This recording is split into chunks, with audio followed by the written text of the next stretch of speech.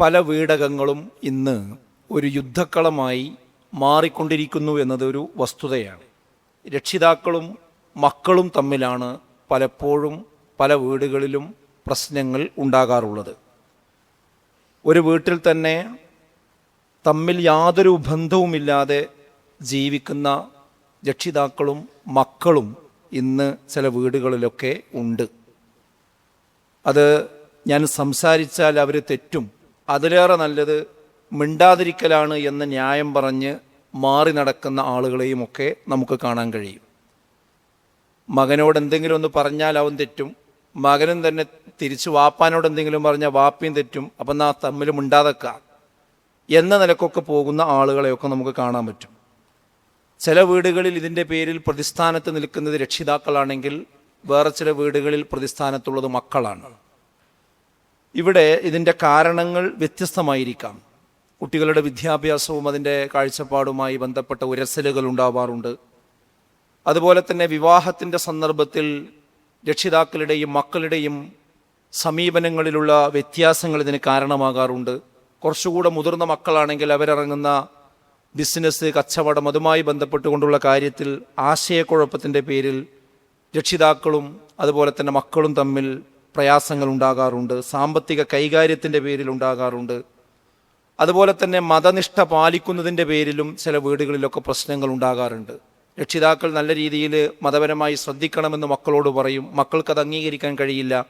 അങ്ങനെ അതിൻ്റെ പേരിലുള്ള ഒരസലുകളും നമ്മൾ കാണാറുണ്ട്. വേഷത്തിൻ്റെയും സംസ്കാരത്തിൻ്റെയും ഭാഷയുടെയും സമീപനത്തിൻ്റെയും പെരുമാറ്റത്തിൻ്റെയും ഒക്കെ കാര്യത്തിൽ ഇതുണ്ടാകാറുണ്ട്. പ്രത്യേകിച്ച് പുതിയൊരു ജെൻസി തലമുറയിലേക്ക് വന്നു കഴിഞ്ഞാൽ കൂടുതൽ പ്രശ്നങ്ങൾ ഉണ്ടായിക്കൊണ്ടിരിക്കുന്നത് മൊബൈൽ ഫോണിൻ്റെ പേരിലും അതേപോലെ തന്നെ ഗെയിം കളിക്കുന്നതുമായി ബന്ധപ്പെട്ട വിഷയത്തിലും അത് വാങ്ങിവെച്ചതിൻ്റെ പേരിലും അത് നിഷേധിച്ചതിൻ്റെ പേരിലുമൊക്കെയാണ് പല വീടകങ്ങളിലും പൊട്ടിത്തെറികളും പ്രശ്നങ്ങളുമൊക്കെ ഉണ്ടായിക്കൊണ്ടിരിക്കുന്നത്. ഇന്ന് വളരെ സെൻസിറ്റീവാണ് നമ്മുടെ പുതിയ തലമുറ എന്ന് നമുക്ക് കാണാം. നിസ്സാര വിഷയത്തിൻ്റെ പേരിൽ വളരെ പെട്ടെന്ന് ആദ്യം തിരഞ്ഞെടുക്കുന്ന ഓപ്ഷൻ ആത്മഹത്യയാണ്. ഞാൻ ഈ വീടിൻ്റെ മുകളിൽ കയറി താഴേക്ക് ചാടും, ഞാൻ കുളത്തിൽ ചാടും, ഞാൻ ട്രെയിനിന് മുമ്പിൽ ചാടും, ഞാൻ കയ്യിൻ്റെ ഞരമ്പ് മുറിക്കും എന്നൊക്കെ പറഞ്ഞ് ഭീഷണിപ്പെടുത്തുക മാത്രമല്ല, അത് അനുവദിക്കപ്പെട്ടിട്ടില്ല എങ്കിൽ പെട്ടെന്ന് അങ്ങനെയുള്ള ഒരു സാഹചര്യത്തിലേക്ക് എടുത്തെറിയുന്ന സംഭവങ്ങൾ നമുക്ക് ചുറ്റും എത്രയോ നമ്മൾ വായിച്ച് പോയവരാണ്. ഇതിനിടയിൽ വളരെ നിസ്സഹായരായി കഴിഞ്ഞുകൊണ്ടിരിക്കുന്ന ഒരു വിഭാഗമായി ഇന്ന് നമ്മുടെ മാതാപിതാക്കൾ മാറിയിരിക്കുന്നുവെന്നത് ഇന്നത്തെ സമകാലിക സമൂഹത്തിൻ്റെ ഏറ്റവും ഭീഷണിപ്പെടുത്തുന്ന, പ്രയാസപ്പെടുത്തുന്ന ഒരു കാഴ്ചയാണ് എന്ന കാര്യത്തിൽ യാതൊരു തർക്കവുമില്ല. ചിലരാണകട്ടെ ഇതിൻ്റെ ഈ ഒരു അസ്വസ്ഥതയിൽപ്പെട്ട് രക്ഷിതാക്കൾ കുട്ടികളെ വലിയ തോതിൽ ശിക്ഷിക്കുന്ന രക്ഷിതാക്കളെയും നമുക്ക് കാണാം. അതായത് എൻ്റെ കുട്ടി തെറ്റിപ്പോകുമോ എന്ന ഒരു ബേജാറ് വർദ്ധിച്ചതിൻ്റെ പേരിൽ ചെറിയ ചെറിയ കാരണങ്ങളുടെ പേരിൽ കുട്ടികളെ വളരെ ക്രൂരമായി അടിക്കുന്ന രക്ഷിതാക്കൾ ഇന്ന് സമൂഹത്തിലുണ്ട്. എന്നാൽ വേറെ ചില രക്ഷിതാക്കളാകട്ടെ, ഞാൻ അവനൊന്നും പറയാൻ പോണില്ല, ഒന്നും ചെയ്യാൻ പോണില്ല, അവനൊക്കെ അവരുടെ ഇഷ്ടത്തിന് ജീവിക്കട്ടെ, ഞാൻ അതിൽ ഇടപെടുന്നില്ല, ഇപ്പോഴത്തെ കാലം അങ്ങനെയൊക്കെ ആണല്ലോ, ഇപ്പോൾ നമ്മൾ പറഞ്ഞിടത്തൊന്നും കുട്ടികൾ നിൽക്കില്ല, ഇപ്പോൾ കാലം മാറിയിട്ടുണ്ട്, അതുകൊണ്ട് ഞാൻ കുട്ടികളോടൊന്നും പറയലില്ല, അവരവരുടെ ജീവിതത്തിൽ അവരെ വഴിക്ക് പോകട്ടെ എന്ന് പറഞ്ഞ് അങ്ങനെ നിസ്സഹായനായി മാറി നിന്ന് ദയനീയമായി രംഗങ്ങൾ കണ്ട് വേദനിക്കുന്ന രക്ഷിതാക്കളും ഇന്ന് നമ്മുടെ നാട്ടിലുണ്ട്. ഇങ്ങനെയുള്ള ഒരു ഘട്ടത്തിൽ രക്ഷാകർതൃത്വം അഥവാ പാരന്റിങ് എന്ന് പറയുന്നത് ഇന്ന് വലിയൊരു വിഷയമാണ്. വിഷയമായി തോന്നിയിട്ടില്ലെങ്കിൽ അതൊരു വിഷയമായി നമുക്ക് തോന്നാൻ ഇനി സമയം അധികം വൈകരുത് എന്നാണ് ഞാൻ പറയുന്നത്. എങ്ങനെയാണ് ഈ ഒരു പുതിയ തലമുറയെ രക്ഷിതാക്കൾ കൈകാര്യം ചെയ്യേണ്ടത് എന്നതിനെ സംബന്ധിച്ച് കൃത്യവും വ്യക്തവുമായ അറിവ് തന്നെ നമുക്കുണ്ടാകേണ്ടതുണ്ട്. അപ്പം നമ്മൾ വണ്ടി ഓടിക്കാൻ പഠിച്ചിട്ടാണ് നമ്മൾ വണ്ടി ഓടിക്കുന്നത്. എല്ലാ കാര്യവും ഒന്ന് പഠിച്ച ശേഷമാണ് നമ്മൾ ചെയ്തുകൊണ്ടിരിക്കുന്നത്. എന്നാൽ രക്ഷാകർതൃത്വം നമ്മൾ എവിടെ വെച്ചാണ് പഠിച്ചത്? അത് പലരും പഠിച്ചിട്ടില്ല. അത് നാട്ടിൽ കണ്ടത് അങ്ങനെ കോപ്പി അടിച്ചു പോയിക്കൊണ്ടിരിക്കുകയാണ്. അങ്ങനെ ആയാൽ പോരാ. എങ്ങനെയാണ് മക്കളെ വളർത്തേണ്ടത്, ഞാൻ എങ്ങനെയാണ് ഇടപെടേണ്ടത് എന്നതിനെക്കുറിച്ചുള്ള ഒരു കൃത്യമായ കാഴ്ചപ്പാട് ഈ പുതിയ കാലത്ത് രക്ഷിതാക്കൾ ഉണ്ടാക്കിയെടുക്കുക എന്നത് അവരുടെ ഓരോരുത്തരുടെയും ബാധ്യതയാണ്. അതിലേക്ക് വെളിച്ചം വീശുന്ന ചില കാര്യങ്ങളാണ് ഞാൻ സൂചിപ്പിക്കുന്നത്. എങ്ങനെ നമുക്ക് നല്ലൊരു രക്ഷിതാവായി ഈ കാലഘട്ടത്തിൽ നമുക്ക് നേരെ വരുന്ന വെല്ലുവിളികളെ നമുക്ക് അതിജീവിച്ചുകൊണ്ട് നമ്മുടെ മക്കളെ എങ്ങനെ നമുക്ക് ചേർത്ത് പിടിക്കാം, അതിന് നമ്മൾ ശ്രദ്ധിക്കേണ്ട കാര്യങ്ങൾ എന്ത് എന്നതാണ്. അതൊരു ഹുത്തുബക്ക് ഒതുങ്ങുന്ന വിഷയമല്ല.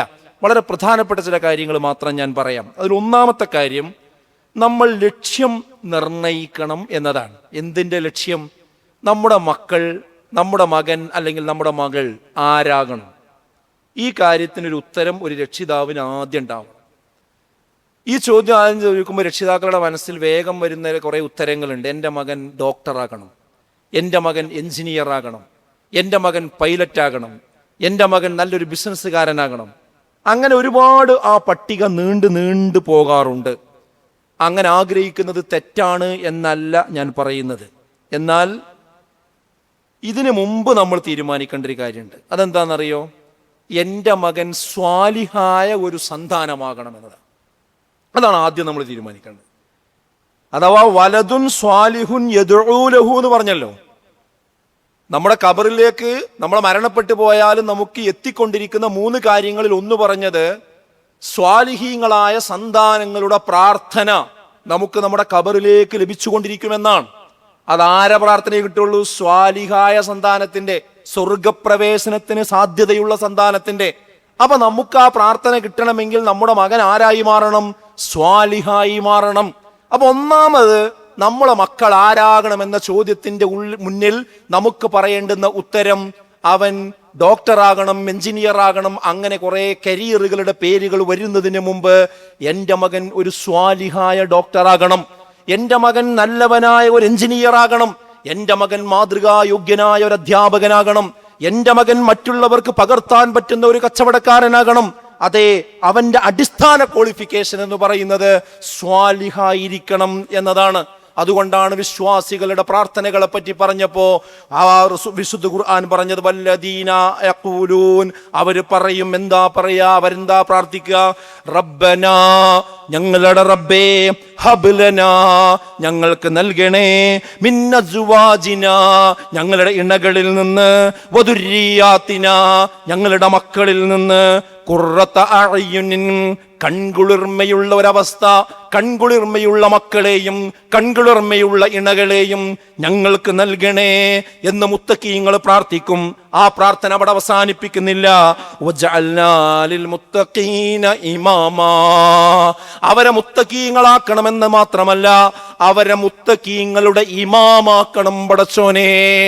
നല്ലവരാക്കണമെന്ന് മാത്രമല്ല, നല്ലവർക്ക് നേതൃത്വം കൊടുക്കുന്നവരാക്കി എൻ്റെ മക്കളെ മാറ്റണേ എന്നൊരു വിശ്വാസി പ്രാർത്ഥിക്കുമെന്നാണ് വിശുദ്ധ ഖുർആനിലൂടെ നമുക്ക് കാണാൻ കഴിയുന്നത്. സുഹൃത്തുക്കളെ, നമ്മൾ നെഞ്ചത്ത് കൈവച്ചൊന്ന് ആലോചിക്കും. നമ്മളെ മക്കള് ഇങ്ങനെയാകണമെന്ന് ആഗ്രഹിച്ചൊന്ന് പ്രാർത്ഥിക്കലുണ്ട്. ഇപ്പൊ ഈ ഒരു കഴിഞ്ഞ ആഴ്ച എടുത്ത് പരിശോധിച്ച് നോക്കുക. നമ്മൾ മക്കൾക്ക് വേണ്ടി ഇങ്ങനെ മനസ്സ് തട്ടി പ്രാർത്ഥിച്ചോ?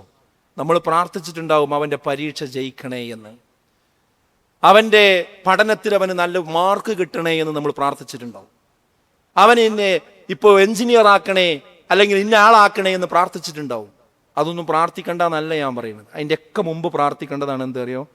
പടച്ചോനെ, അവനെ സ്വാലിഹായ കുട്ടിയാക്കി മാറ്റണേ, ഈ മുത്തക്കീങ്ങൾക്ക് ഇമാമാക്കി മാറ്റണേ. അതിൻ്റെ കൂടെയാണ് ബാക്കിയൊക്കെ. നമ്മൾ ഇവിടെയാണ് രക്ഷിതാക്കൾക്ക് ആദ്യം രക്ഷിതാക്കൾക്ക് തന്നെ എന്തില്ല കാഴ്ചപ്പാടില്ല. ഞാൻ അങ്ങനെ തന്നെ പറയും. കാരണം എന്താണെന്നറിയോ? ഈ കുട്ടികൾ ഇങ്ങനെ ഭൗതിക വിദ്യാഭ്യാസത്തിന് കാര്യങ്ങൾക്കൊക്കെ പോകുമ്പോൾ ആ കുട്ടികളെ, അവരെ ഈ കാലഘട്ടത്തിന്റെ വെല്ലുവിളികളെ ശരിക്ക് ബോധ്യപ്പെടുത്താൻ പറ്റുന്ന എന്തെങ്കിലും ഒരു പ്രോഗ്രാമോ ഒരു പരിപാടിയോ കാര്യങ്ങളോ ക്ലാസ്സോ എന്തെങ്കിലും ഉണ്ട് എന്ന് പറഞ്ഞ് വിളിച്ചാൽ ആദ്യം രക്ഷിതാക്കളാണ് ഉടക്ക് പറയേ, അവനെ ഒന്നും കിട്ടൂല, അവന് ഭയങ്കര തിരക്കുള്ള ആളാണ്, അവന്റെ കോഴ്സ് എന്ന് പറഞ്ഞാൽ നിങ്ങൾ വിചാരിച്ച വഴിയിലെ കോഴ്സൊന്നുമല്ല, അതിന് ലീവൊന്നും കിട്ടൂല എന്ന് പറഞ്ഞ് അതിനെ മഹത്വവൽക്കരിക്കും. എന്നാൽ ആ മകൻ തന്നെ അവന്റെ ഫ്രണ്ട്സിന്റെ കൂടെ ഒരു ടൂർ ഉണ്ട് എന്ന് പറഞ്ഞാൽ അവന് ലീവ് കിട്ടും. അവൻ അവരുടെ ഫ്രണ്ട്സിന്റെ വീട്ടിൽ കല്യാണം ഉണ്ട് എന്ന് പറഞ്ഞാൽ കല്യാണത്തിന് ദിവസം മാത്രമല്ല വീട് കിട്ടും, ഒരാഴ്ച അവിടെ പെരി പോയി കൂടണമെങ്കിൽ അതിന് ലീവ് കിട്ടും. എന്താ അതിന് മാത്രം ലീവ് കിട്ടുന്നത്, ഇതിന് മാത്രം കിട്ടാതെ പോകണത് എന്താ? പ്രയോറിറ്റിയുടെ പ്രശ്നമാണ്. അത് രക്ഷിതാക്കൾക്കും പ്രയോറിറ്റി ഇല്ല, കുട്ടികൾക്കും പ്രയോറിറ്റി ഇല്ല. അതാണ് അവിടെ പ്രശ്നം. അത് പൊളിച്ചു പറയണം നമ്മൾ. എങ്കിൽ മാത്രമേ ഇതിന് അടിസ്ഥാനപരമായി ഒരു പരിഹാരം ഉണ്ടാവുള്ളൂ. കുട്ടികൾ നമ്മൾ വളർത്തി വലുതാക്കുന്നവർക്ക് മാത്രമേ സ്വാലിഹായ സന്താനങ്ങളായി മാറാൻ കഴിയുകയുള്ളൂ. നമ്മളെ തൊടുവിൽ 2 സാധനങ്ങൾ ഉണ്ടാകാറുണ്ട് അല്ലേ? ഒന്നെന്താ? ഒന്ന് വെറുതെ കാടുണ്ടാവും, അവിടെ പല മരങ്ങളുണ്ടാവും. നമ്മൾ സാധാരണ പടുവമൾ ഉണ്ടായതാന്നാ പറയാം അല്ലേ? നമ്മൾ അറിയാതെ മുളച്ചുണ്ടായതാന്നാ പറയാം. ആ അറിയാതെ മുളച്ചുണ്ടാകുന്ന സാധനത്തിന്റെ പ്രത്യേകത എന്താന്ന് വെച്ചാൽ അത് എവിടെ ഉണ്ടാകുക എന്നറിയില്ല. അത് നല്ല രീതിയിൽ വളർന്നു വന്നാൽ തന്നെ ചിലപ്പോൾ പെരന്റെ മേലെ കൂടിയാവും വരിക. അല്ലെങ്കിൽ ഒരു മതിലിന്റെ അടുത്താണെന്നുണ്ടെങ്കിൽ അതിന്റെ വേരിറങ്ങിയിട്ട് ആ മതിൽ പൊളിച്ചു കളഞ്ഞിട്ടാണ് അത് വരിക.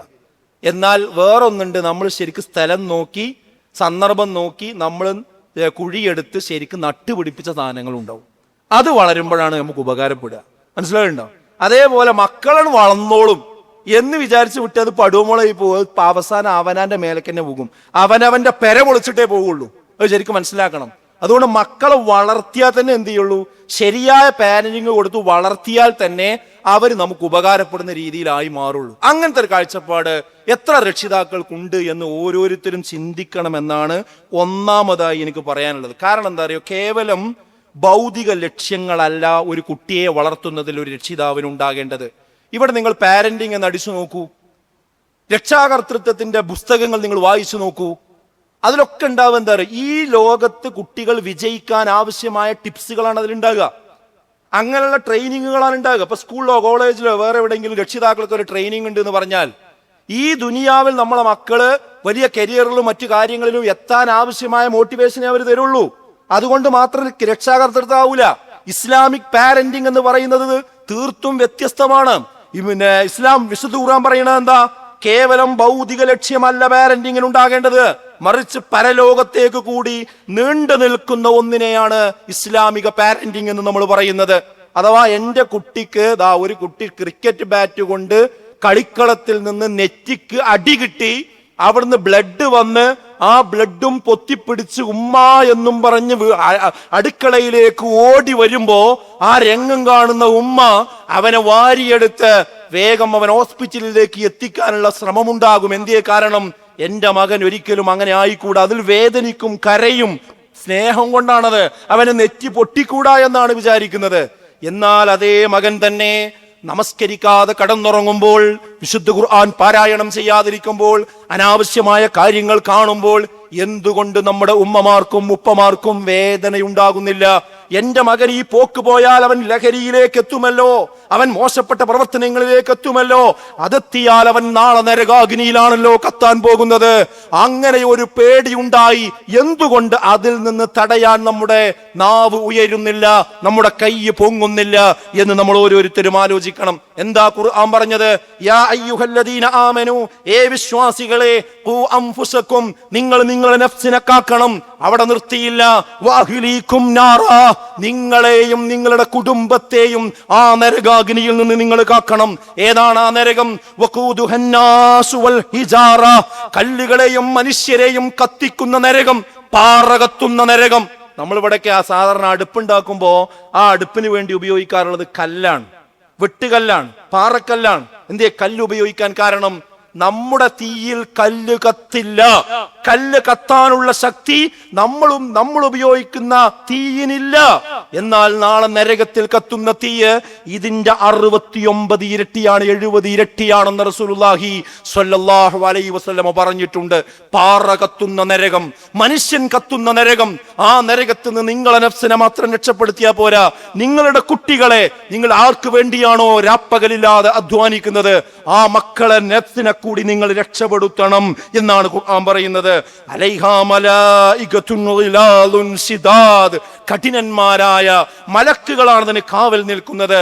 ലാ യഅ്സൂനല്ലാഹ മാ അമറഹും വയഫ്അലൂന മാ യുഅ്മറൂൻ, അവരോട് എന്താണോ അല്ലാഹു കൽപ്പിച്ചത് അതേ അവർ ചെയ്യുള്ളൂ, അതിനെതിരായിട്ട് ഒന്നും ചെയ്യൂല. അഥവാ ഇപ്പൊ ജയിലിൽ നിന്നൊക്കെ സാധാരണ ആൾക്കാർ 5 കൊല്ലം 10 കൊല്ലമൊക്കെ ജയിലിൽ കിടന്നാൽ അവിടെയുള്ള ജയിലറോട് ഭയങ്കര കമ്പനിയാവും.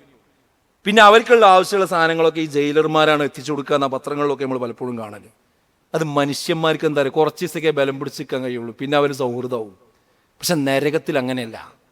നരകത്തിലിട്ട് കഴിഞ്ഞാൽ അതിന്റെ കാവൽക്കാരായ മലക്കുകൾക്ക് ഒരു കാലത്തും കാരുണ്യം തോന്നൂല എന്ന് പറഞ്ഞു. അള്ളാഹ് കൽപ്പിച്ചു കൊടുത്തേ അവിടെ നിൽക്കുള്ളൂ. പരുഷന്മാരായ മലക്കുകളാണ് ഇതിന്റെ കാവൽക്കാർ, രക്ഷപ്പെടുക. ആ നരകത്തിൽ എൻ്റെ ഭാര്യന് പോയിക്കോട്ടെ, എൻ്റെ ഭർത്താവിന് പോയിക്കോട്ടെ, എൻ്റെ മകനാണ് പോയിക്കോട്ടെ പറഞ്ഞാൽ എന്താ അതിൻ്റെ അർത്ഥം? ഞാനത് മനസ്സിലാകാൻ വേണ്ടി പറയാണ്. നമുക്ക് സ്വർഗത്തിലും നരകത്തിലും വിശ്വാസമില്ല എന്ന് പറയേണ്ടി വരും. നമുക്ക് വിശ്വാസമുണ്ടെങ്കിൽ എൻ്റെ മകൻ അതിൽ പോയിക്കോട്ടെ, അവൻ ദീനി കാര്യങ്ങളൊന്നും പഠിക്കണ്ട എന്ന് എങ്ങനെ ഒരു രക്ഷിതാവിന് തീരുമാനിക്കാൻ കഴിയാം? നമ്മക്ക് തന്നെ എന്തോ ഒരു പ്രശ്നമുണ്ട്, അതവിടെ പ്രശ്നം. അതുകൊണ്ട് സുഹൃത്തുക്കളെ, ഞാൻ ഒന്നാമത് പറയുന്നു, രക്ഷാകർതൃത്വം എന്ന് പറയുന്നത് മരിച്ചു പിരിയുന്നത് വരെ മാത്രമല്ല ഇസ്ലാമിക കാഴ്ചപ്പാടിൽ. മരണത്തിന് ശേഷം നമുക്ക് കുടുംബസമേതം സ്വർഗത്ത് പോകണം സുഹൃത്തുക്കളെ. ആ സ്വർഗത്തേക്ക് പോകാൻ നമ്മുടെ മക്കളെ, നമ്മുടെ കുടുംബത്തെ ഒരുക്കണം. അതാണ് ഇസ്ലാമിക പാരന്റിങ് എന്ന് പറയുന്നത്. ഒരു കാര്യം അതാണ്. രണ്ടാമത്തെ എന്താണെന്ന് വെച്ചാൽ, സഹനവും അവധാനതയും നമുക്ക് വളരെ അനിവാര്യമാണ് പുതിയ കാലഘട്ടത്തിൽ. പാരന്റിങ് എന്ന് പറയുന്നത് ഞാൻ നേരത്തെ പറഞ്ഞ പോലെ ചെറിയ കാലയളവിനുള്ളിൽ ചെയ്ത് തീർക്കാനുള്ള ഒരു കാര്യമല്ല. ഒരു 10, 20, 20 വർഷത്തിലധികം നീണ്ടു കിടക്കുന്ന ഒരു ത്യാഗ പരിശ്രമത്തിന്റെ പേരാണ് പാരന്റിങ് അഥവാ രക്ഷാകർതൃത്വം എന്ന് പറയുന്നത്. നബി സല്ലല്ലാഹു അലൈഹി വസല്ലമയുടെ ഒരു സ്വഹാബിയെ ആയ അഷജ് അബ്ദുൽ ഖൈസ് എന്ന് പറയുന്ന സ്വഹാബിയെ റസൂലുള്ളാഹി കണ്ടപ്പോൾ ഒരു പ്രത്യേക സന്ദർഭത്തിലാണ് കാണുന്നത്. റസൂലുള്ളാഹിയെ കാണാൻ വേണ്ടി അദ്ദേഹത്തിന്റെ നേതൃത്വത്തിൽ കുറെ ആൾക്കാർ വരികയാണ്.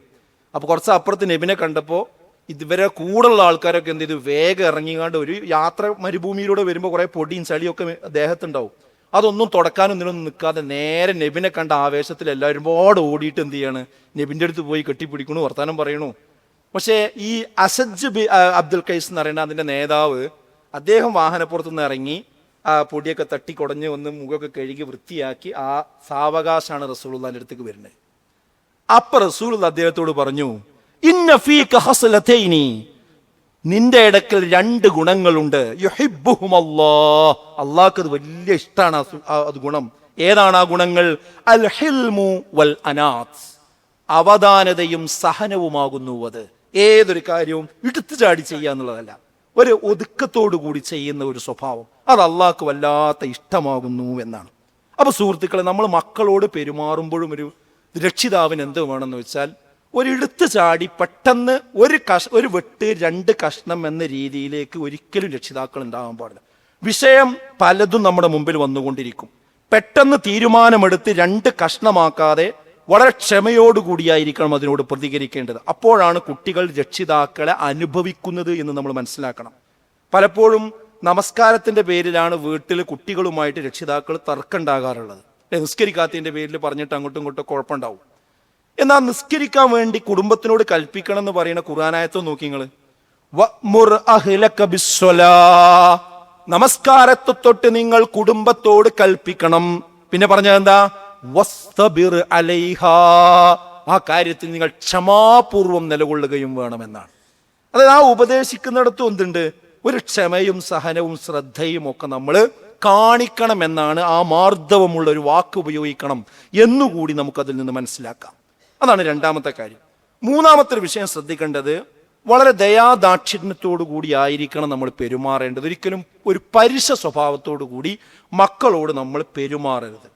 കാരണം രക്ഷിതാക്കളിൽ നിന്ന് ലഭിക്കാതെ പോയ ദയാദാക്ഷിണ്യത്തിന്റെ അഭാവമാണ് ചിലരൊക്കെ ഇന്ന് സാമൂഹ്യ ദ്രോഹികളാകാൻ വരെ കാരണം എന്ന് പലപ്പോഴും നമ്മൾ കാണാറുണ്ട്. ചില കുട്ടികളൊക്കെ, ഞാൻ എങ്ങനെ ഒരു കള്ളനായത്, ഞാൻ എങ്ങനെ ഒരു അക്രമിയായത്, ഞാൻ എങ്ങനെ ഒരു മദ്യപാനിയായത് എന്നതിനെപ്പറ്റി പിന്നീട് പറയാറുള്ളത്, എൻ്റെ വാപ്പ എന്നെ കർശനമായ രീതിയിലാണ് കൈകാര്യം ചെയ്തത്, അതുകൊണ്ട് ഞാൻ വാപ്പാനോട് എനിക്കൊരു ദേഷ്യം ഉണ്ടായി, ഞാൻ അങ്ങനെയാണ് അങ്ങാടിക്ക് ഇറങ്ങിയാണ്ട് ഈ കോലത്തിലായത്, ഇപ്പം എനിക്കത് വേണ്ടിയെന്ന് തോന്നുന്നുണ്ട്, പക്ഷെ ഇപ്പം തിരിച്ചു വരാനും പറ്റണില്ല എന്ന് പറഞ്ഞ് വിലപിക്കുന്ന കുറേ ആളുകൾ നമ്മൾ കാണാറുണ്ട്.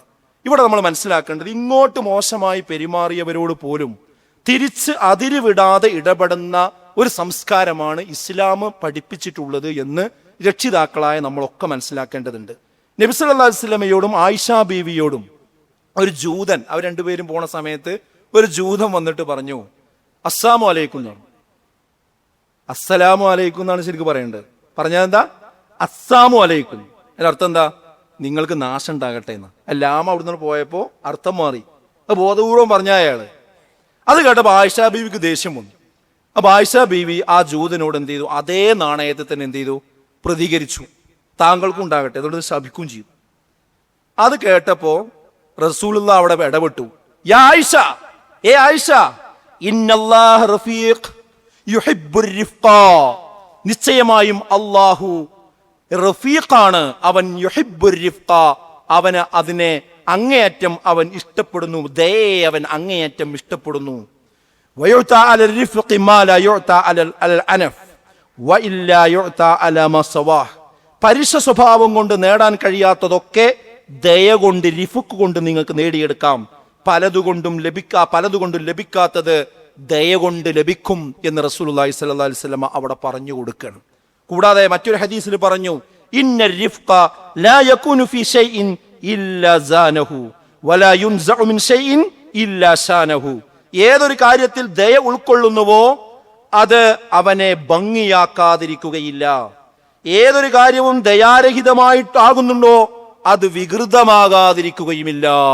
ഒരു ദയാദാക്ഷിണ്യമില്ലാത്ത പെരുമാറ്റം എവിടെ ഉണ്ടായോ ആ കാര്യം ആകെ വികൃതമാകുമെന്നാണ്. അതുകൊണ്ട് പുറത്ത് ദയ കാണിക്കുന്ന ചില രക്ഷിതാക്കളുണ്ട്, നാട്ടുകാരോടൊക്കെ ഭയങ്കര മാനമര്യാദക്ക് പെരുമാറും, എല്ലാവർക്കും അയാളെ കുറിച്ച് നല്ല അഭിപ്രായമായിരിക്കും. പക്ഷെ അതേ മനുഷ്യൻ തന്നെ വീട്ടിലേക്കൊന്ന് കയറി വന്ന് ഒന്ന് കോളിംഗ് ബെല്ലടിച്ച് ആ വാതിൽ തുറക്കാൻ അല്പം മിനിറ്റുകളൊന്നും സമയം ദൈർഘ്യം വന്നാൽ മതി, അപ്പോഴേക്ക് അവിടെ നിന്ന് ചൂടാകാൻ തുടങ്ങി, എവിടെ പോയി കിടക്കാന്ന് ചോദിക്കും. പിന്നെ ആ വാതിൽ തുറക്കുമ്പോൾ ഭയങ്കര ഷൗട്ട് ചെയ്ത് സംസാരിക്കുന്ന ആൾക്കാരെ കാണും. എന്തേ പാടെ ഉണ്ടായിട്ടുള്ളൂ? ഒരു 2 മിനിറ്റ് ആ ഭാര്യ അവിടെ ഉള്ളിൽ എന്തോ ജോലി ചെയ്യായിരിക്കും, അല്ലെങ്കിൽ ബാത്റൂമിലായിരിക്കും, അല്ലെങ്കിൽ വേറെ എന്തെങ്കിലും ആവശ്യം, അതൊന്നും ചിന്തിക്കാൻ. അതായത് വീടിന്റെ ഉള്ളിൽ കയറിയാൽ പിന്നെ ആകെ ഒരവസ്ഥ. നാട്ടിൽ എലി പോലെ ജീവിക്കുന്ന ആളുകൾ വീട്ടിലെത്തിയാൽ പുലി പോലെ പെരുമാറുന്ന ഒരു സാഹചര്യം പലപ്പോഴും വീടുകളിലുണ്ട്. എന്താ റസൂലുള്ളാഹി പറഞ്ഞത്? ഖിയാറുക്കും ഖിയാറുക്കും ലിനിസാഇഹിം, നിങ്ങളിൽ ഏറ്റവും ഉത്തമനാരാ നിങ്ങളുടെ ഭാര്യമാരോട് ഏറ്റവും നല്ല രീതിയിൽ പെരുമാറുന്നവനാകുന്നു എന്ന് റസൂലുള്ളാഹി സ്വല്ലല്ലാഹു അലൈഹി വസല്ലം പറഞ്ഞത് നമുക്ക് കാണാൻ കഴിയും. അപ്പോൾ അത് നമ്മൾ ശ്രദ്ധിക്കണം. ചില സഹോദരിമാര് അല്ലെങ്കിൽ രക്ഷിതാക്കളൊക്കെ ഒരു ചെറിയ എക്സാമ്പിൾ ഞാൻ പറയാം. കുട്ടികളോട് ദയയോട് കാരുണ്യത്തോടു കൂടി പെരുമാറിയാൽ അവരത് അനുസരിക്കും. പക്ഷെ അതിനുള്ള സ്വസ്ഥതയും സമയവും ഒന്നും ചിലപ്പോൾ ഉണ്ടാവില്ല. അപ്പോൾ നമ്മൾ രാവിലെ കുട്ടികളെ വിളിച്ചുണർത്തുന്ന ഒരു ശൈലി അതൊന്ന് ശ്രദ്ധിക്കണം നിങ്ങൾ. ചില രക്ഷിതാക്കൾ എന്താ വെച്ചാൽ എഴുന്നേറ്റ് കഴിഞ്ഞാൽ കുട്ടി ബെഡ്റൂമിലായിരിക്കും കിടക്കുന്നത്, അടുക്കളയിൽ പോയിട്ട് എന്ത് ചെയ്യും, ഭയങ്കര ഷൗട്ട് ചെയ്ത് ഇങ്ങനെ വിളിക്കും, ഇത്ര നേരമായി, ബാങ്ക് കൊടുത്തിട്ട് എത്ര സമയമായി, എന്താ എണീക്കാത്ത് എന്ന് പറഞ്ഞ് അവിടെ വെച്ച് അങ്ങനെ പറഞ്ഞുകൊണ്ടിരിക്കും. അപ്പൊ ഈ കുട്ടി ഒരു പക്ഷെ അത് കേൾക്കണേ ഉണ്ടാവില്ല, ഈ ബെഡ്റൂമിന്റെ ഉള്ളിൽ അത് കേൾക്കണേ ഉണ്ടാവില്ല. എന്നിട്ട് കേൾക്കാതെ വരുമ്പോൾ അത് അവിടെ കുറേ നേരം നിന്ന് പറഞ്ഞ കലി തീർക്കാൻ വേണ്ടി കുട്ടിൻ്റെ അടുത്ത് വന്നിട്ട് എന്ത് ചെയ്യും, പോത്തപ്പൊക്കെ വലിച്ചൊഴിവാക്കി അല്ലേ, ചിലപ്പോൾ സന്ധ്യക്ക് 2 അടിയൊക്കെ കൊടുത്ത് എന്താ കിടന്നുറങ്ങണം, മദ്രസയിൽ പോകാനായില്ലേ എന്നൊക്കെ ചോദിച്ച് വല്ലാതെ ഷൗട്ട് ചെയ്യണ സ്വഭാവം ഉണ്ടോ? അങ്ങനെ ഷൗട്ട് ചെയ്തിട്ട് ആ കുട്ടിനെ രാവിലെ എഴുന്നേൽപ്പിച്ചാൽ ആ കുട്ടിക്ക് വൈകുന്നേരം വരെ ദേഷ്യം പോകില്ല. എന്താ അതിൻ്റെ ആവശ്യം? നമ്മൾ ആ കുട്ടിനെ വിളിച്ചുണർത്താൻ അതിൻ്റെ അടുത്തൊന്ന് പോയിരുന്ന്, ഉറക്കെന്ന് പറയുന്നത് മനുഷ്യന്മാർക്ക് എല്ലാവർക്കും ആ സമയം ഒരു ആലസ്യം ഉണ്ടാവും. അവിടെ നിന്ന് പോയി തലയിലൊക്കെ ഒന്ന് തലോടി ആ കുട്ടിയോട് ഇതാ മോളെ അല്ലെങ്കിൽ മോനെ സമയമായി, ബാങ്ക് കൊടുക്കാൻ സമയമായി, അല്ലെങ്കിൽ മദ്രസയിൽ പോകാൻ സമയമായി, എഴുന്നേൽക്കെന്ന് പറഞ്ഞ് ഒന്ന് എഴുന്നേൽപ്പിച്ച് നിർത്തി മുഖമൊക്കെ ഒന്ന് തടവി കൊടുത്ത് ആ പ്രാർത്ഥനയൊക്കെ ഒന്ന് ചൊല്ലാൻ പറഞ്ഞ് അങ്ങനെ നല്ല നിലക്കൊന്ന് പിടിച്ച് ഒന്ന് കൊണ്ടു നോക്കി, ആ കുട്ടി എഴുന്നേറ്റ് പോലും ഒരു പ്രശ്നം ഉണ്ടാവില്ല. ഞാൻ ചെറിയൊരു കാര്യമാണ് പറയുന്നത്. അനാവശ്യമായിട്ട് കുട്ടികളെ ഷൗട്ട് ചെയ്യുന്ന സ്വഭാവം ഒരു കാരണവശാലും തന്നെ രക്ഷിതാക്കളിൽ നിന്ന് ഉണ്ടാകാൻ പാടില്ല. അപ്പൊ അതൊക്കെ നമ്മൾ പരിഗണിക്കേണ്ട വിഷയമാണ്. 4-മതായിട്ട് ഞാൻ പറയുന്നത് എന്താ വെച്ചാൽ, 2 കാര്യത്തിൽ 2 ഓപ്ഷൻ നമ്മളെ മുമ്പിലുണ്ട് കുട്ടികളുമായിട്ട് പെരുമാറുന്ന സമയത്ത്. അതിലേറ്റവും എളുപ്പമുള്ള ഓപ്ഷൻ ആയിരിക്കണം എപ്പോഴും നമ്മൾ പരിഗണിക്കേണ്ടത്. അല്ലാതെ ചില രക്ഷിതാക്കളുണ്ടെന്ത്, ഞാൻ പറയും പോലെ ഇയാൾ ചെയ്താൽ മതി എന്ന ഒരു വാശി, ആ വാശിൻ്റെ അപ്പുറത്തേക്ക് പിന്നെ നിൽക്കൂല. നമ്മൾ മനസ്സിലാക്കേണ്ടത്, പരിക്കില്ലാത്ത ഒരു ബദൽ കുട്ടി ഇങ്ങോട്ട് പറഞ്ഞാൽ അത് അംഗീകരിച്ചു കൊടുക്കുകയാണ് നല്ലത്. അത് അവൻ്റെയും കൂടി ഒരു ഇഷ്ടമാണ്. പക്ഷെ എന്തുണ്ടാവാൻ പാടില്ല, പരിക്കുണ്ടാണ് കാര്യമാവാൻ പാടില്ല. ഇപ്പോൾ ആയിഷ ബീവി നബി സല്ലല്ലാഹു അലൈഹി വസല്ലമയെ കുറിച്ച് പറഞ്ഞൊരു വാചകം നോക്കൂ നിങ്ങൾ. മാ ഖുയ്യിറ റസൂലുള്ളാഹി സ്വല്ലല്ലാഹു അലൈഹി വസല്ലം ബൈന അംറൈൻ, അതായത് 2 കാര്യങ്ങളിൽ ഏതെങ്കിലും ഒന്ന് എടുക്കാനുള്ള അവകാശം റസൂലിന് കിട്ടിയാൽ, ബൈന അംറൈൻ 2 കാര്യങ്ങളിൽ, ഇല്ലാ അഖദ ഐസറുഹുമാ, അതിൽ റസൂലുള്ള എടുക്കുക ഏറ്റവും എളുപ്പമുള്ള വഴി എടുക്കുക. മാലം യകുൻ ഇസ്മ, അടിയന്തരമായി മനസ്സിലാക്കണം, അടിവരട്ട് മനസ്സിലാക്കണം, എന്ത് തെറ്റിന്റെ കാര്യമാകാൻ പാടില്ല, തെറ്റല്ലാത്തൊരു കാര്യമാണ്. ഈ 2 കാര്യം എന്തല്ല, തെറ്റല്ല. തെറ്റല്ലാത്ത ഒരു കാര്യത്തിൽ ഒരു ചോയ്സ് വന്നു കഴിഞ്ഞാൽ അതിൽ ഏറ്റവും എളുപ്പമുള്ളത് എടുക്കാനാണ് എന്ത് ചെയ്യുക, റസൂലുള്ളാഹി സ്വല്ലല്ലാഹു അലൈഹി വസല്ലം ശ്രദ്ധിച്ചിരുന്നത് എന്നാണ്. ആ രീതിയിലേക്ക് നമ്മൾ എന്ത് ചെയ്യണം, വരണം. ഇപ്പൊ ഞാൻ കുട്ടികളായിട്ട് ബന്ധപ്പെട്ടൊരു എക്സാമ്പിൾ വേണമെങ്കിൽ പറയാം. അപ്പോൾ നമ്മളെ കുട്ടി നമ്മളെ അടുത്ത് വന്ന് പറയാണ്, നമ്മൾ കുട്ടീനോട് കടയിൽ പോകാൻ പറഞ്ഞു, കുറച്ച് അപ്പുറത്താണ് കട. അപ്പോൾ ആ കുട്ടിക്ക് കാശ് കൊടുത്ത് അവൻ സൈക്കിൾ എടുത്ത് പോകാൻ നിൽക്കുമ്പോൾ അവിടെ നിൽക്കുക, സൈക്കിൾ കൊണ്ടുപോകാൻ പാടില്ല. അവന് നന്നായിട്ട് ചവിട്ടാൻ അറിയാം, ഒരു അപകടമില്ലാത്ത സ്ഥലമാണ്, ഒരു കുഴപ്പമില്ല. പക്ഷെ നമ്മളൊരു വാശി, സൈക്കിൾ കൊണ്ടുപോകാൻ പാടില്ല, ഇത് നടന്നു പോയി. ആ വാശി പിടിച്ചു നിന്നാൽ എങ്ങനെ ഉണ്ടാവും? അതാ കുട്ടിക്ക് സൈക്കിൾ ആ കുട്ടിക്ക് പോകാനൊരു താല്പര്യം ഉണ്ടെങ്കിൽ ആ സൈക്കിൾ അനുവദിച്ചു കൊടുക്കുക. അതാ കുട്ടിയുടെ ഇഷ്ടം കൂടിയാണ്, ഒരു കുഴപ്പമില്ല അവിടെ.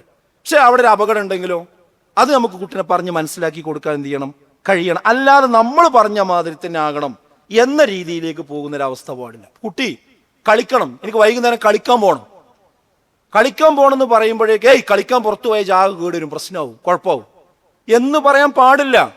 ആ കുട്ടിയോട് ചോദിക്കുക, എവിടെയാണ് ഈ കളിക്കാൻ പോണത്? എന്താ, ഞാൻ ഇന്ന സ്ഥലത്താണ്. ആരാണ് നിന്റെ കൂടെ കളിക്കാനുള്ളത്? ഇന്ന കുട്ടികളാണ്. ഓക്കെ, അതിന് വിടണം നമ്മൾ.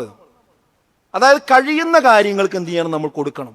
അതുപോലെ തന്നെ ഡ്രസ്സ്, കുട്ടികൾക്ക് ചിലപ്പോൾ ഇഷ്ടമുള്ളൊരു കളർ ഉണ്ടാവും. ആ കളറേ അത് പറ്റൂല. പക്ഷെ അവിടെ നമുക്ക് ഒരു പറ്റൂല എന്ന് പറയുന്നത് പിന്നെ നമുക്ക് നിർബന്ധിക്കാവുന്ന കാര്യം എന്താ, അനിസ്ലാമികമായ ഒരു വേഷ കുട്ടി പറയണ വെച്ചാൽ അത് പറ്റൂല.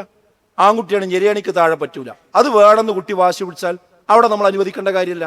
പക്ഷെ അതിന്റെ കളറിന്റെ വിഷയത്തിൽ ആ കുട്ടിക്ക് താല്പര്യം ഉണ്ടെങ്കിൽ അത് അനുവദിച്ചു കൊടുക്കണം. നാം പറയുന്നത് കുട്ടികളുടെ ഇഷ്ടത്തിൽ അനുവദിക്കാവുന്നത് നമ്മൾ അനുവദിച്ചു കൊടുക്കണം. അനുവദിക്കാൻ പാടില്ലാത്തതാണെങ്കിലോ അതിന് ന്യായം ശരിക്ക് കുട്ടികളെ പറഞ്ഞ് ബോധ്യപ്പെടുത്തുകയും വേണം. മതം അനുവദിച്ച വിശാലത നാം സ്വയം വേലി കെട്ടി ഒരിക്കലും തന്നെ കുടുസാക്കരുത്. അങ്ങനെ കുടുസാക്കുമ്പോൾ സംഭവിക്കുക എന്താന്ന് വെച്ചാൽ ആവശ്യമുള്ളത് പറയുമ്പോൾ കുട്ടി കേൾക്കൂല, അതാ വിഷയം. അതുകൊണ്ട് രക്ഷിതാക്കൾ മനസ്സിലാക്കേണ്ട പ്രധാനപ്പെട്ട കാര്യം. അഞ്ചാമത്തെ ഒരു കാര്യം എന്താണെന്ന് ചോദിച്ചാൽ, ഒരിക്കലും കുട്ടികളോട് കോപിക്കരുത്. ദേഷ്യം ഒരു പക്ഷേ മനുഷ്യന് വന്നേക്കാം, പക്ഷെ ആ ദേഷ്യം അതിര് വിട്ടു പോകുന്നൊരു സ്വഭാവം ഉണ്ടാകാൻ പാടില്ല. ഒരിക്കൽ ഒരാൾ റസൂലുള്ളാഹിന്റെ അടുത്ത് വന്നിട്ട് ചോദിച്ചു, എനിക്കൊരു ഉപദേശം തരണം എന്ന് പറഞ്ഞു. അപ്പൊ റസൂലുള്ള പറഞ്ഞു, ലാ തഗ്ളബ്, നീ കോപിക്കരുതേന്ന് പറഞ്ഞു. അപ്പൊ അയാൾക്കതൊരു വില ഉണ്ടായില്ല. അത് വീണ്ടും ചോദിച്ചു, എന്ത്, എനിക്കൊരു ഉപദേശം കൂടി വേണമെന്ന്. അപ്പോഴും റസൂലുള്ള പറഞ്ഞു, ലാ തഗ്ളബ്, നീ കോപിക്കരുതേന്ന്. അപ്പൊ അയാൾ വീണ്ടും പറഞ്ഞു, എനിക്കൊരു ഉപദേശം തരും റസൂലേന്ന്. അപ്പോഴും പറഞ്ഞു, ലാ തഗ്ളബ്, നീ കോപിക്കരുത്. അപ്പൊ അതിന്റെ ഗൗരവം നിങ്ങൾ ആലോചിച്ച് നോക്കി. അത്രക്ക് ഗൗരവത്തോടു കൂടി റസൂലുള്ള പറഞ്ഞതാണ്. നബി പറഞ്ഞിട്ടുണ്ട്, ലൈസ ശദീദു ബിസ്സുറഅ, മൽപിടുത്തത്തിൽ ജയിക്കുന്നവനല്ല ഒരിക്കലും ശക്തൻ എന്ന് പറയുന്നത്. മിന്നമ ശദീദുല്ലദീ യംലികു നഫ്സഹു ഇൻദൽ ഗളബ്, ദേഷ്യമുണ്ടാകുന്ന സമയത്ത് സ്വന്തം നഫ്സിനെ ഒതുക്കി നിർത്താൻ കഴിവുള്ളവൻ ആരാണോ അവനാകുന്നു യഥാർത്ഥത്തിൽ ശക്തൻ എന്ന് പറയുന്നത് എന്നാണ്. അപ്പൊ കോപം എന്നുള്ളത് ഒന്നിനും പരിഹാരമല്ല, നമുക്ക് അത് നിയന്ത്രിക്കാൻ സാധിക്കേണ്ടതുണ്ട്.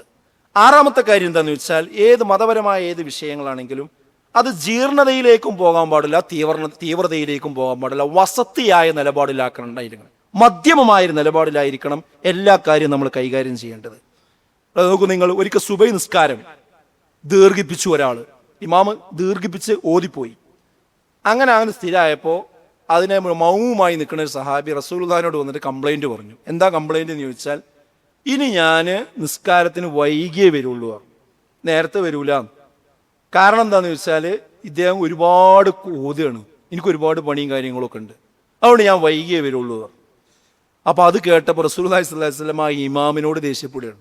നിങ്ങൾ എന്താ പറഞ്ഞറിയോ, യാ അയ്യുഹന്നാസേ, ജനങ്ങളെ, ഇന്ന മിൻകും മുനഫിരീൻ, നിങ്ങളുടെ കൂട്ടത്തിൽ വെറുപ്പിച്ച് മനുഷ്യന്മാരെ അകറ്റുന്നവരുണ്ട്. ഫഅയ്യുക്കും അമ്മന്നാസ്, നിങ്ങൾ ജനങ്ങൾക്ക് നേതൃത്വം കൊടുത്ത് നിസ്കരിക്കുകയാണെങ്കിൽ, ഇമാമിന് നിസ്കരിക്കുകയാണെങ്കിൽ, ഫൽ യൂജിസ്, നിങ്ങൾ ഹ്രസ്വമാക്കണം, നിങ്ങൾ കുറക്കണം. ഫഇന്ന മിൻ വറഇഹിൽ കബീർ, നിങ്ങളുടെ പിറകിൽ ആരുണ്ട്? വൃദ്ധരായ മനുഷ്യന്മാരുണ്ട്. വല്ലഈഫ്, ദുർബലന്മാരായ ആളുകളുണ്ട്. വദൽ ഹാജ, വ്യത്യസ്ത ആവശ്യങ്ങൾക്ക് ആ ജമാഅത്ത് കഴിഞ്ഞിട്ട് പോകാൻ നിൽക്കുന്ന ആളുകളുണ്ട്. അവരെയൊക്കെ പരിഗണിച്ചുകൊണ്ടായിരിക്കണം നിങ്ങൾ എന്ത് ചെയ്യേണ്ടത്, ആ ഇമാമ് നിൽക്കേണ്ടത്. അപ്പൊ അതാർക്കാ ബാധകം? അതൊരു വലിയ ജമാഅത്തിന് നേതൃത്വം കൊടുക്കുന്ന ഒരു ഇമാമ് പാലിക്കേണ്ട മര്യാദയാണ്. എന്നാൽ ആ ഇമാമ് തന്നെ ഒരു ഖിയാമുൽ ലൈലിന് തീരുമാനാക്കി അത് ആളുകൾ നിശ്ചയിച്ച് ഒന്നിച്ച് നിസ്കരിക്കുമ്പോൾ അത് ദീർഘമായി പാരായണം ചെയ്യാം. കാരണം അത് നിയ്യത്തി വെച്ച് വരുന്ന ആൾക്കാരാണ് ബാക്കിലുള്ളത്. ഇനി നമ്മൾ ഒറ്റക്ക് നിസ്കരിക്കുകയാണെങ്കിൽ നമുക്ക് എത്രയും പാരായണം ചെയ്യാം, ഒരു കുഴപ്പമില്ല. പക്ഷെ മൊത്തത്തിൽ എല്ലാ ബഹുജനങ്ങളുള്ള ഒരു സമയത്ത് അതിനെന്ത് ചെയ്യണം, പരിഗണിക്കണം എന്നാണ് റസൂലുള്ളാഹി സ്വല്ലല്ലാഹി അലൈഹി വസല്ലം പറഞ്ഞത്. അപ്പൊ ഇതിൽ നിന്നൊക്കെ എന്താ നമ്മൾ മനസ്സിലാക്കേണ്ടത്? മതം എന്ന് പറയുന്നത് വളരെ കർശന സ്വഭാവത്തിൽ ഒരു വെട്ട് രണ്ട് കഷ്ണം എന്ന രീതിയിൽ കൈകാര്യം ചെയ്യേണ്ടതല്ല. അത് ശരിയായ പ്രമാണം എന്ന് പറയുന്നത് വസത്തിയായ നിലപാടാണ്. ആ നിലപാടിൽ മൊത്തം നമ്മുടെ ജീവിതം അങ്ങനെയാകണം. കുട്ടികളോടുള്ള ഇടപെടലുകളും നമ്മൾ എന്ത് ചെയ്യണം, ആ രീതിയിലാക്കണം. അപ്പോൾ ഇതൊക്കെ കേൾക്കുമ്പോൾ ചില ആളുകൾ എന്ത് ചെയ്യും, ഞാനിപ്പോൾ 2-3 കുട്ടികളെ വാപ്പയായി, ഇനിയിപ്പോൾ എന്ത് പാരൻറ്റിങ്ങാ, ഇനി പോണ മാതിരി പോട്ടെ എന്നാണ്. അങ്ങനെയല്ല. നിങ്ങൾ ഈ വിഷയങ്ങൾ തിരിച്ചറിയുന്ന അന്ന് മുതൽ നിങ്ങൾ ഈ ഒരു മനോഭാവത്തേക്കൊന്ന് മാറി നോക്കി. കുട്ടികൾക്കത് വേഗം മനസ്സിലാവും. കുട്ടികൾ പറയും വാപ്പാക്ക് എന്തോ കാര്യമായൊരു മാറ്റം ഉണ്ട് എന്ന് പറയും. ഇപ്പം എന്നെ ചീത്ത പറയലൊന്നുമില്ല, ഇപ്പം എന്നെ അടിക്കലൊന്നുമില്ല, എന്തോ ഒരു മാറ്റം. അപ്പം നമ്മൾ പറയുന്നത് കുട്ടികൾക്ക് ശരിക്കും എന്ത് ചെയ്യാൻ പറ്റും, മനസ്സിലാക്കാനും പറ്റും. നല്ല സന്താനങ്ങളെ ലക്ഷ്യം വെക്കുന്ന ആളുകൾ നല്ല പങ്കാളികളെ വിവാഹം കഴിക്കാൻ കൂടി തയ്യാറാകേണ്ടതുണ്ട്. ഫലുഫർ ബിദാത്തി ദീൻ എന്ന് പറഞ്ഞല്ലേ, വിവാഹം കഴിക്കുന്ന സമയത്ത് ദീനിനായിരിക്കണം നമ്മൾ മുൻഗണന കൊടുക്കേണ്ടത്. അപ്പോൾ നമ്മളെ അനുഭവം എന്താ, നമ്മളേതായാലും കല്യാണം കഴിച്ചു പോയി, ഇനി എന്താ ഇപ്പോൾ ചെയ്യാണ്ട് നമ്മളെ മക്കളെ കല്യാണം കഴിച്ചു കൊടുക്കുമ്പോൾ ദീന് നോക്കി കല്യാണം കഴിച്ചു കൊടുക്കുക. അവർക്കെങ്കിലും നല്ല സന്താനങ്ങളും നല്ല അവസ്ഥ ഉണ്ടാവും. അത് നമ്മൾ ശ്രദ്ധിക്കേണ്ടതുണ്ട്. ഇതൊന്നും ഇല്ലെങ്കിൽ എന്താ സംഭവിക്കുക എന്ന് ചോദിച്ചാൽ നമ്മുടെ അടുത്ത ഒരു കുടുംബ സംവിധാനം തന്നെ ആകെ അലകും പിടിയും തട്ടും തറയും തരിപ്പണമായി പോകും. ഇപ്പോൾ ഈ ഇൻ്റർകാസ്റ്റ് മാരേജ് നടക്കുന്ന പല സ്ഥലങ്ങളുണ്ട്. അതെല്ലാം അങ്ങനെയാണ് എന്നല്ല ഞാൻ പറയുന്നത്. പക്ഷേ ആ കുടുംബത്തിൽ എന്തുണ്ടാവില്ല, ഒരേ സംസ്കാരം ഉണ്ടാവില്ല.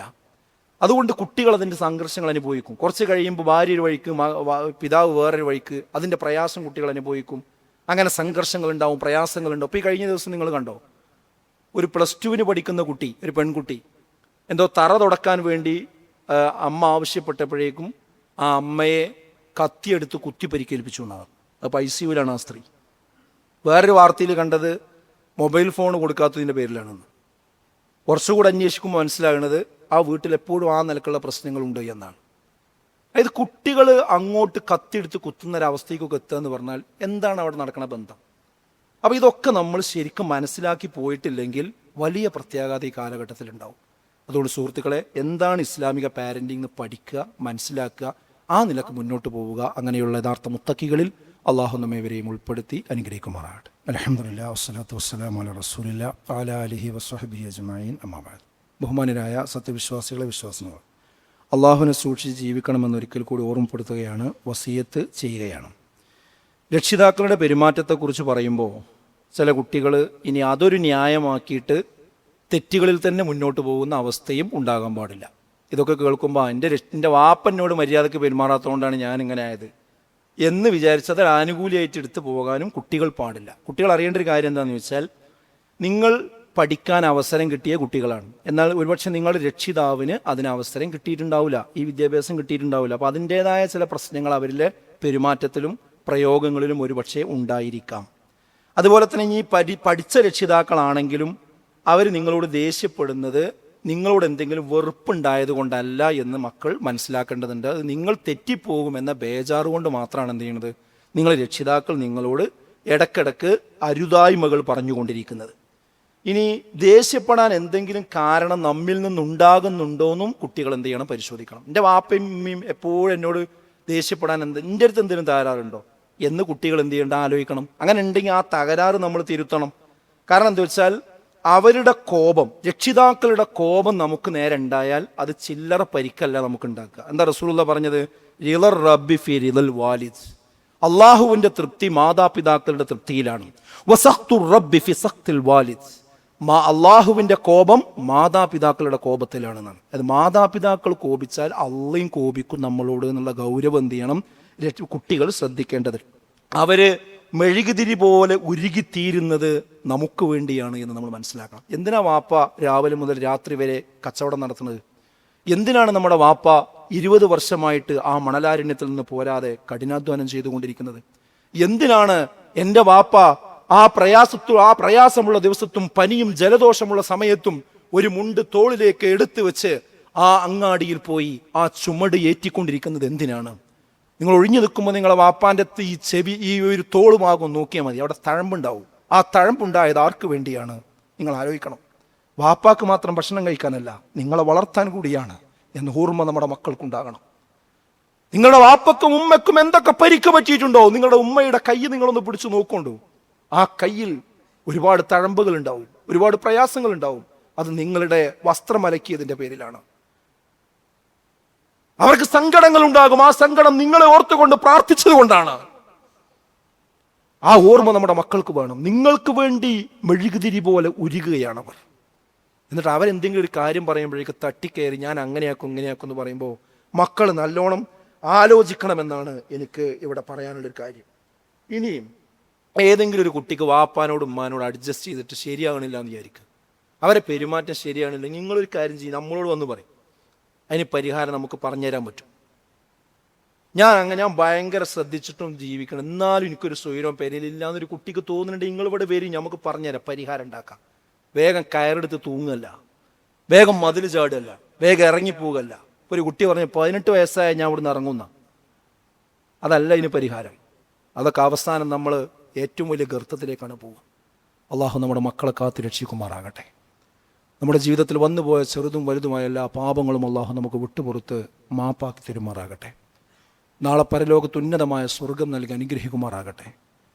ഈ കാലഘട്ടത്തിലെ എല്ലാ വെല്ലുവിളികളിൽ നിന്നും നമ്മുടെ കുടുംബത്തെയും മക്കളെയും അള്ളാഹു കാത്ത് രക്ഷിക്കുമാറാകട്ടെ. നമ്മുടെ ജീവിതത്തിൽ വന്നുപോയ ചെറുതും വലുതുമായ എല്ലാ പാപങ്ങളും അള്ളാഹു വിട്ടുപുറത്ത് മാപ്പാക്കി തരുമാറാകട്ടെ. اللهم اغفر للمؤمنين والمؤمنات والمسلمين والمسلمات الأحياء منهم والأموات إنك مجيب الدعوات يا قاضي الحاجات. ربنا اصرف عنا عذاب جهنم إن عذابها كان غراما. ربنا هب لنا من أزواجنا وذرياتنا قرة أعين واجعلنا للمتقين إماما. اللهم أجرنا من النار، اللهم أجرنا من النار. اللهم أعز الإسلام والمسلمين وأذل الشرك والمشركين. ربنا تقبل منا إنك أنت السميع العليم وتب علينا إنك أنت التواب الرحيم.